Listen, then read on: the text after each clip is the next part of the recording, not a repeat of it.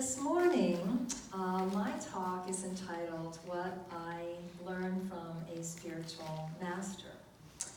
And one of India's greatest yogis, Ramana Maharshi, said that it takes many lifetimes and tremendous grace to get to a place where we are even ready to meet a spiritual master.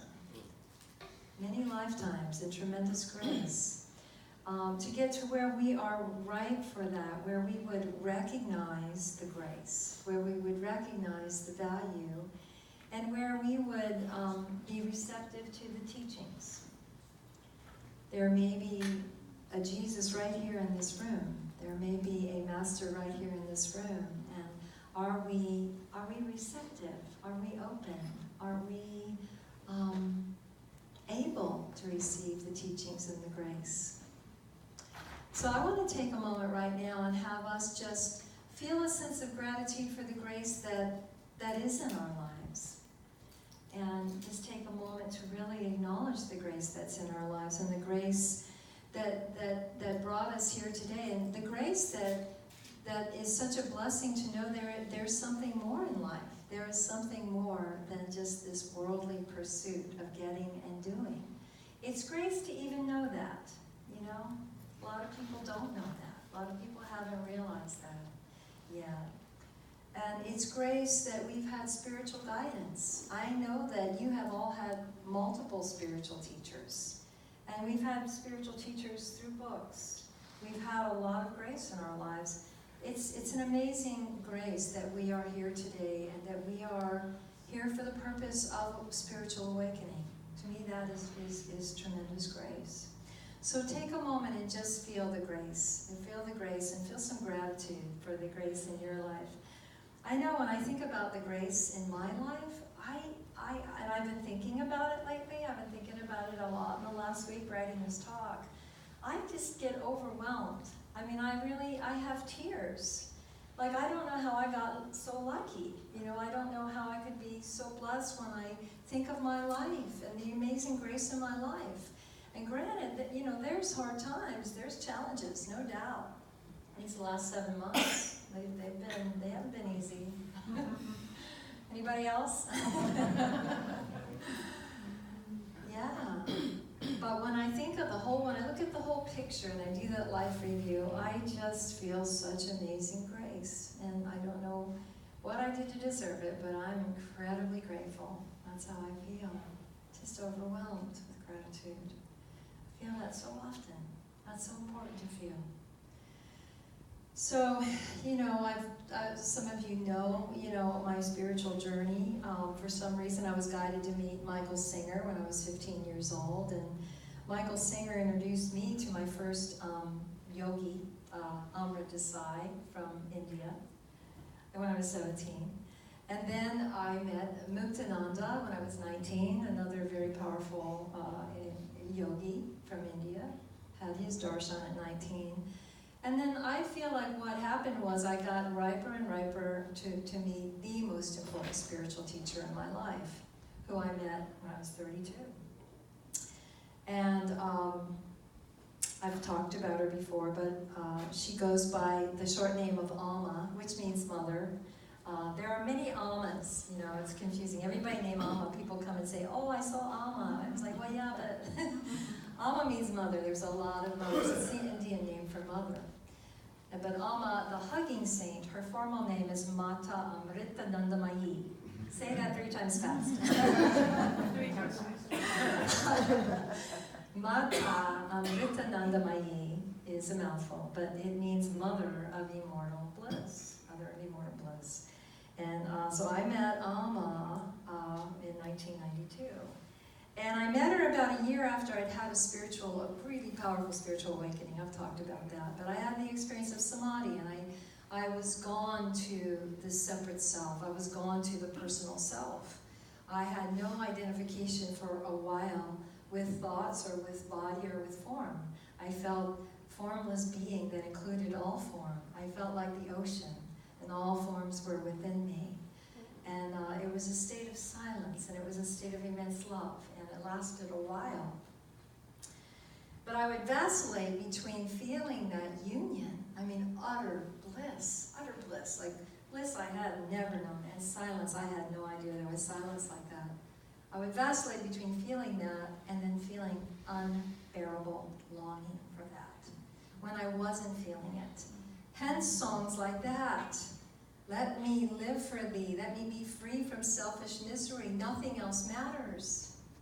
Take me home, just take me home, into the arms of the beloved. Nothing else matters. Because when you fully taste that samadhi, that union, even for a second, even for a moment, nothing else does matter. Nothing on this earth holds a candle to that. So this year after that samadhi experience, I didn't have many thoughts. I was in silence. I'd meditate just spontaneously for hours a day. But I had this thought towards the end of that year, and the thought was, find the greatest living master that you can find on this planet.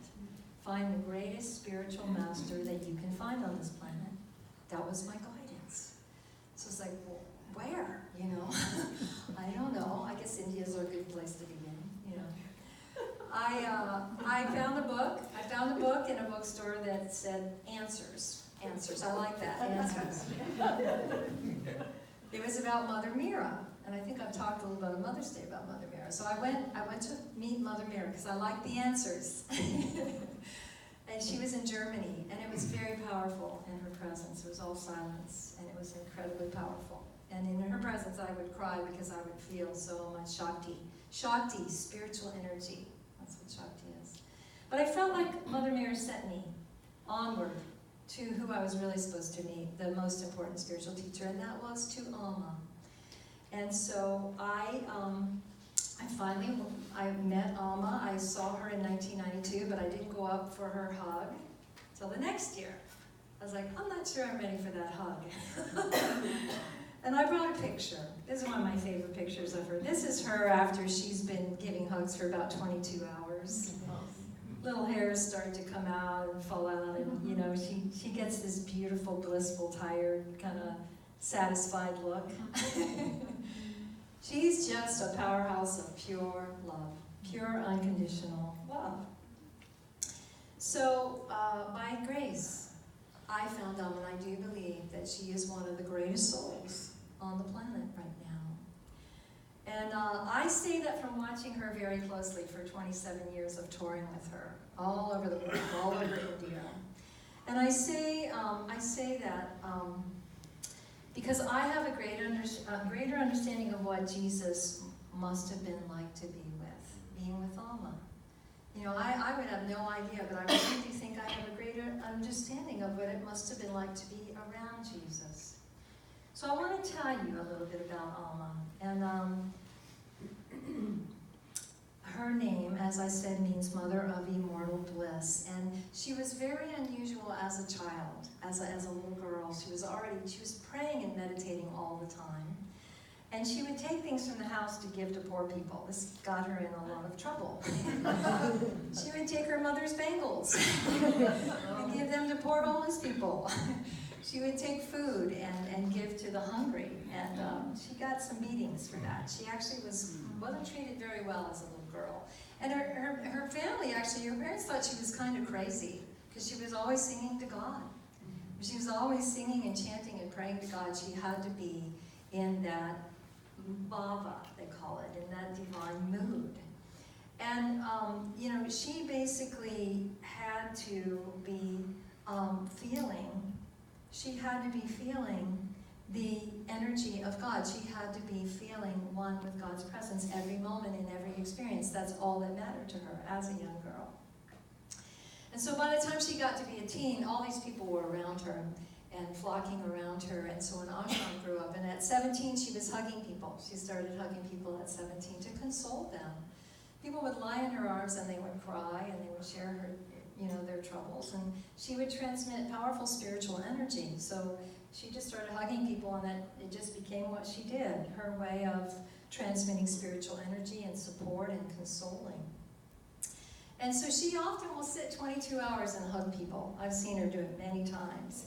And all of her people that tour with her, her attendants, they have to rest in intervals to keep up with her because she never sleeps. And when she's sitting in that chair hugging, she never gets up to use the bathroom, she never eats, she hardly drinks. Her attendants will try to get her to sip on some coconut water, but she barely drinks. And she's got these cities, spiritual powers, that she's just plugged into the source and she can do what a normal human cannot do. And I have to say, it's amazing to watch her 24/7, just blessing people, you know, it's incredible. And people try to get her to rest. When I used to tour with her all the time, we would try different tactics to get her to take a day off. Nuh-uh, she's not going to take a day off. She says, I'll rest when I leave the body. And her philosophy is, I want to burn myself out like a stick of incense, giving the fragrance of love to this world. And she does every day. So Amma is many things to many people. She's known all over the world. And she's known, some see her as a humanitarian, and she is such a humanitarian. She has so many hospitals, free hospitals for the poor, all over India, all over the world. She's got orphanages everywhere. I've gone and sang in some of those for the children. She's got colleges, free colleges for you know, the underprivileged. She's just got a zillion things she does. She feeds, she sends food all over the place. I did a benefit one time for her project for rehabilitating sex workers that were forced into that. And so it's just amazing her reach. She also goes and cleans up environmentally degraded places that used to be holy places and that are just filthy. And you know, her devotees love her so much, they're willing to go do this sort of thing. I mean, I've done some of that. I've cleaned, you know, mushy cow sheds and all sorts of things. Because your love for this master makes you willing to do any kind of service. And that's part of the teaching and the training. So she has so many ways to volunteer, which is a huge part of how you become awake. It's a purification to serve. That's why I sang that song. It's a purification to become selfless in your service. And that's a process, because a lot of times when we serve, we want everybody to know we're serving, right? We announce it. You know, so there's a selflessness that is something that you grow into, to where you don't need the recognition. You know, between you and your God, that you are offering your heart and you're of service. So I think I told you this, I might have told you part of the story, but I remember my first seva with Alma. I went to the India ashram, and I just arrived and with my partner, and you know, they said, okay, yeah, here's your room, it's $3 a day, it's really cheap, but you have to do 2 hours of seva a day. More is better, but just 2 hours. And we were assigned, we were given toilet cleaning brushes. And so that was our seva, to clean the toilets, and the toilets in India, ooh, they're not like the toilets here. And at first, you know, we were kind of disgusted, like, wow, I just got here and we're cleaning toilets, you know. But then I saw this sign on the wall of the ashram that really affected me. I remember it to this day. It said, a true spiritual aspirant should be willing to do any kind of work at any time with love and dedicate it to God. And so I thought, okay, I'm going to clean these toilets. I'm going to dedicate it to God. I'm going to dedicate it to the God and all these people that like clean toilets. I like a clean toilet. And so I changed my attitude about it, and then I was at peace with it, and then I got graduated to rolling chapatis. Thank you, God. Guys. And then I got graduated to singing. And once I found out I sang every day for an hour, which was really incredible. So Alma is, she's a humanitarian, but she's also a mother. She's a divine mother.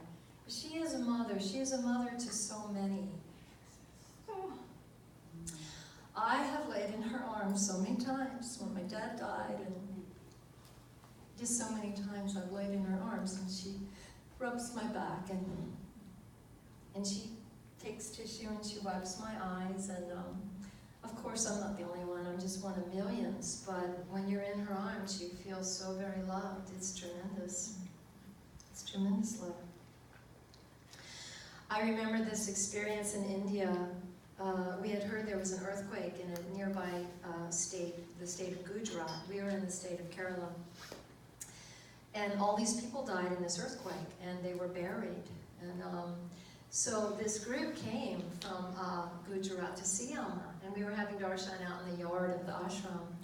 And they came to her and they were wailing. I mean, they were crying inconsolably. They had lost one person, I think, they have big families in India. One person lost 20 family members. They were the only one left. And they were just laying in her arms, wailing and crying. And I mean, she would just hold them and rock them the longest time. And all of us were crying. Amma was crying, you know. We're just all like beholding this mother of the world, consoling her children. And we're all just weeping together, and Amma is giving them strength, you know, giving them strength to go on. They did not feel like they could go on. So many occasions like that. There was the man that would always come that had Lou Gehrig's disease. And Amma would always wait till the end of the program, and then she would go up to him. He could only move his eyes, and he would be laid out on a stretcher. And she would go up to him, and she would take sacred ash, and she would just gently put it on his cheeks and rub it on his heart and rub it on his arms and legs, and he would just look there. I mean, he would look at her, and you could tell he had waited, you know, the whole year till she came back just for this moment, and we were all so touched by the beauty of that love. And what an example, you know, it's so beautiful, the teaching by example. I mean, I have learned so much from Alma. And so that's my next point about her, is that she's a great master. She's a great spiritual teacher and master. And great masters are demanding. They're very demanding. I can imagine being around Jesus. I imagine it was incredibly demanding. Because, you know, all they want is for you to give your entire life. That's all they want.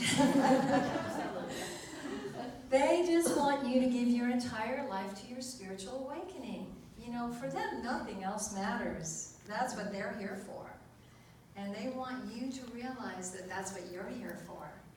And so there's you know, it's intense. I've had some really intense teachings with Alma. But, you know, when you read the New Testament, you get this feeling that Jesus was really intense. And he pointed out the lack of faith, didn't he? Often in his disciples and the general public, but in his disciples. And when he said in Matthew 6:22, "When thine eye is single, thy whole being shall be filled with light," I think he's saying, the way I interpret that is, be single-minded about your spiritual life. You know, let that be everything.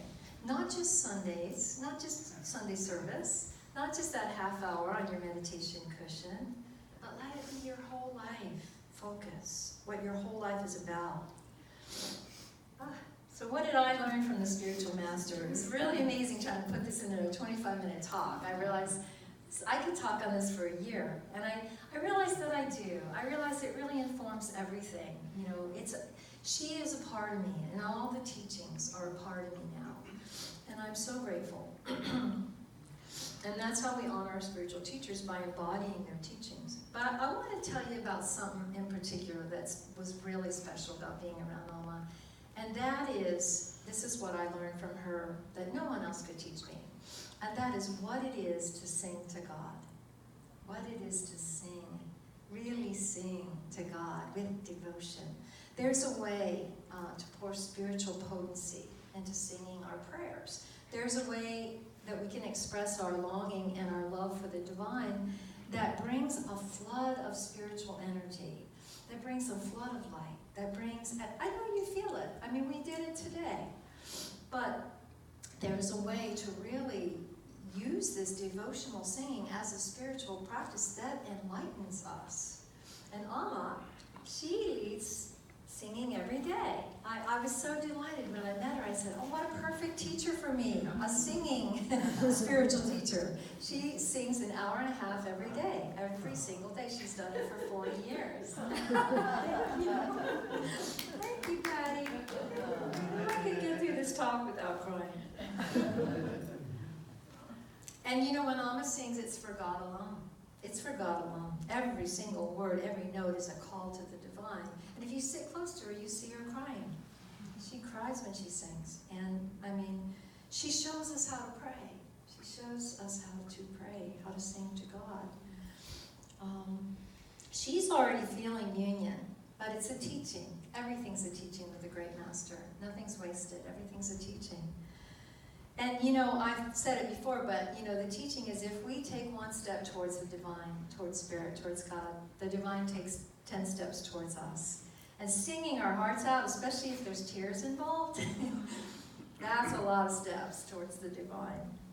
So when I toured with Alma, I would sing for her, and I felt like God herself was listening when I would sing for Alma, and everyone would cry, and Alma loved that. It's like, oh good, everybody is crying for God. Everybody's feeling that longing. That made her happy. And you know, she just didn't want to hear a drop of ego, because a lot of people sang for Alma, and she didn't want to hear a drop of ego when you're singing, right? She didn't want to hear any thoughts in your mind that you could hear in your voice, like, oh, don't I sound great? Oh, aren't I important? Wasn't that a nice note? Oh, did you hear all those people clapping? It's really about losing the ego and any thoughts that I'm special. And so speaking of ego, that was something Alma's presence hugely helped me see in myself. And for the most part, we as humans, we do not want help seeing our ego. We do not want help humbling our ego, do we? And we're not very good at receiving that from another ego. Okay, but that's the thing about a great master. A great master is egoless. And so that's part of being right for a great master. We're willing to have our egos dismantled. We're willing. We're wise enough to realize they want our freedom, and they can help us with that. So I want to ask you what ego is. What is ego to you? Because I want us to get really clear on what we mean when we're talking about ego. Anybody? What's ego? Ego, E-G-O, E's gone out. Yep. What? E's gone out. E's gone out. E's gone out. E's gone out. Oh, good one, John. That's a good one. I think it's meant to protect us. The ego, you think it's meant to protect It comes us? in to protect us, thinking we need protection. Ah, okay, yeah, I think that's true. way. It's the thing that gets in the way. That's great. That's really a good way to put it. It's like a defense mechanism. Yes, What was that? I see our ego as our personality. our personality, person, this person, Mhm. separate from that person. It's the Yes. consciousness of being separate from everything else. That's right. That's it. It is. Anybody else? Diane? Oh, Yes, maybe our inner child, little child Hmm. in us. yeah, yeah. Or brat. It can definitely be childish. It can be In my childlike. case, a little brat. Well, no, you. Who's speaking for yourself? I agree with everything that you said. It's all like a piece of the puzzle. And what I would say also is that it's that we are identified with what we do. We are identified with what we do, and we think we are the doer. We think we are the doer, right? And so this is what Amma wanted me to fully realize, that I am not the doer. And the Creator is the doer, right? The Creator through us is the doer. We are an instrument, and our work is to get out of the way so that the Creator can create beautifully through us. And so there are many parallels with Jesus' teachings that I get from Alma. John 14:10, Jesus says, "The words that I speak to you, I speak not of myself, but the Father that dwells in me, He does the works." He's saying He's not the doer. You know? He's saying the source, Spirit that dwells in me, that's the doer, that does the work. And then in John 5:32, Jesus says, "I can do nothing on my own. I do not seek my own will, but the will of Him who sent me." So it's hard for the mind to wrap around, but the ego wants to claim I did this. The ego wants to say, I'm important, I'm special. And so to humble the ego is to realize it is the source in me that does everything, and I cannot claim it. Cannot claim it. And sometimes it's hard to rectify that with this new thought, claim your abundance, you know. So you kind of have to go, and you have to look at that and realize, yes, you know, you are one with God, but it is God that does everything. You know, your heart wouldn't even beat without the source, without spirit, right? So, and the thing about, you know, the ego humbling, it's not a diminishing. It's not this sense that, oh, I'm so small and weak and little, and it's not that. It's an opening to realize that I'm not just this. I am all that is. So it's actually, you know, more that we let go of the little self and we feel the universal self. So Amma helped humble my ego in a huge way. In the first couple of years that I met her, it was the honeymoon period, and I sang for her, and she would hug me, and she would just praise me, and she would say to everybody around her, oh, isn't it beautiful how she sings with so much devotion, and that word would get back to me, and oh, do I love to hear that. My little ego, my little spiritual ego was kind of growing. And I think that at some point, about 2 years in, she decided I was ready for the more advanced teachings. When that happened, strange things started to happen. I would be singing, you know, and she would tell somebody to go over and turn it down.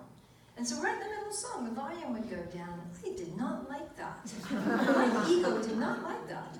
And then things started happening like where she would send someone up to say, okay, you could do a shorter set. You know, 45 minutes is good, you know. And I was like, oh, okay. I didn't like that either. And then it would just be, you know, I'd be singing a song and I'd see somebody walking up to give me a message and I'd be, okay, that's good, that's enough. And my ego was hugely rebelling. It was like, in my head, it was like, I get paid for this. I normally, you know, I give concerts and I get paid good money for this. I'm doing this for free, and well, if it's not appreciated, then I have